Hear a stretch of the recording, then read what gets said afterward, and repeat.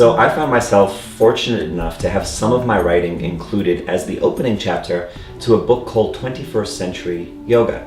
And that was about 6 or 7 years ago. In the time since then, I've written a follow-up piece that's available on the website that's really about the origins of yoga practice as we know it today.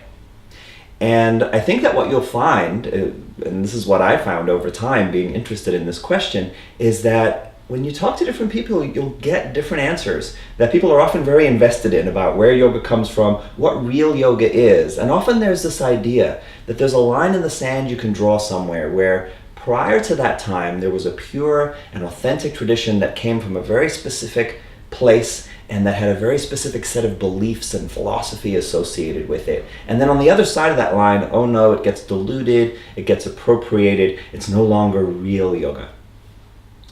What I found by really looking into these questions is that the truth, as I see it, is that yoga has always been an evolving, living tradition.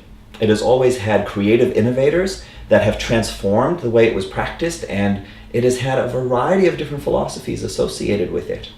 And I think that really we're part of this living tradition of continuing to evolve a mind-body practice. And so in our context, we bring in trauma psychology. We bring in an attitude to the body as being inherently sacred.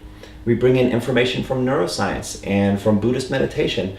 And so in our training, there's this desire to be inclusive. So inclusive of people from different backgrounds who may have different experiences, inclusive of people with different body shapes and sizes and who come from different cultures, and inclusive of information up to the minute from science, from psychology, from biomechanical research and anatomy, so that the practice we're offering continues to be part of this evolving living tradition headed in the direction of being really beneficial to whoever happens to practice it.